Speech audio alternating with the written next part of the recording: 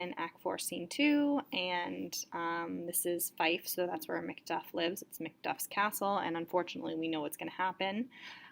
It's Lady Macduff, and then her son, and then Ross, who, is just another one of the Thanes. What had he done to make him fly the land? You must have patience, madam. He had none. His flight was madness. When our actions do not, our fears do make us traitors. You know not whether it was his wisdom or his fear. So Lady Macduff is upset because Macduff has left, obviously, to go to England in order to work with the other guys in order to help kick Macbeth out. But she's feeling like her husband has betrayed them and left them behind, which he sort of has. Wisdom. To leave his wife, to leave his babes, his mansion, and his titles in a place from whence himself does fly. He loves us not. He wants the natural touch. For the poor wren, the most diminutive of birds, will fight her young ones in her nest against the owl. All is the fear, and nothing is the love. As little is the wisdom where the flight so runs against all reason. So her criticism is she feels like Macduff should have stayed at home and fought Macbeth just from Scotland rather than running to England first. That's her criticism. My dearest coz, I pray you school yourself. But for your husband, he's noble, wise, judicious, and best knows the fits of the season. I dare not speak much further, but cruel are the times when we are traitors and do not know ourselves, when we hold rumor from what we fear, yet know not what we fear, but float upon a wild and violent sea, each way and move. I take my leave of you. Shall not be long, but I'll be here again. Things at the worst will cease, or else climb upward to what they were before. My pretty cousin, blessing upon you. Ross tries to make her understand that Macduff is a good guy, noble, wise, judicious, and, he didn't actually betray them. Fathered he is, and yet he's fatherless. I am so much a fool. Should I stay longer, it would be my disgrace and your discomfort. I take my leave at once. So he leaves. Sarah, your father's dead. And what will you do now? How will you live? As birds do, mother. What, with worms and flies? With what I get, I mean, and so do they. So this is Macduff's son speaking. Poor bird, thou'dst never fear the net nor lime, the pitfall nor the gin. Should I, mother? Poor birds, they are not set for. My father is not dead, for all your saying. Yes, he is dead. How wilt thou do for a father? So Nay, how wilt you do for she means he's as good as dead, because he's going up against Macbeth.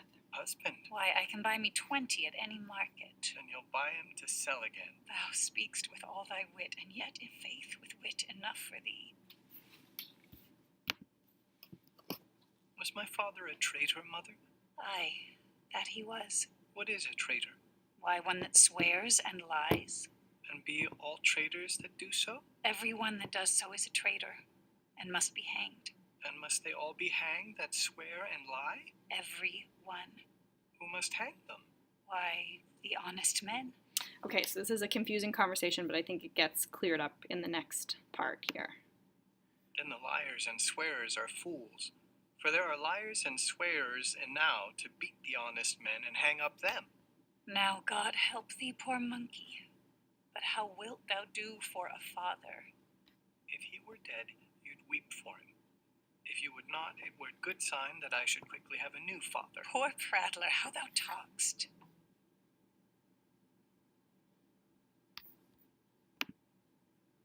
Bless you, fair dame.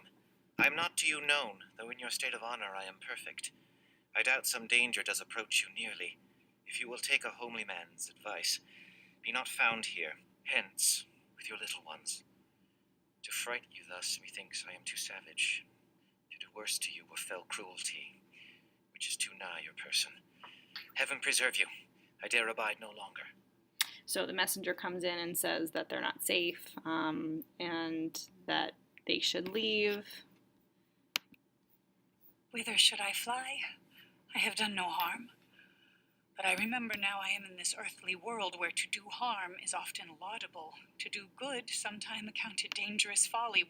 Okay, so this is where appearance versus reality and fair is foul, foul is fair comes in.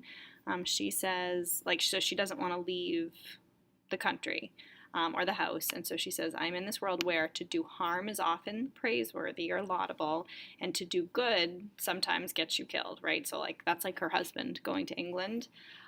So she's like, why should I leave? So she's calling out this discrepancy, right? This paradox. Then, alas, do I put up that womanly defense to say I have done no harm? What are these faces? Where is your husband? I hope in no place so unsanctified where such as thou mayst find him. He's a traitor. How liest thou, shag-haired villain? What, you egg, young fry of treachery? He hath killed me, mother. Run away, I pray you. Okay. Murder! The murderers come in and they kill the son, and then also they kill her as well. We don't see it happen on stage, but so both of them are murdered. And that's it for scene 2.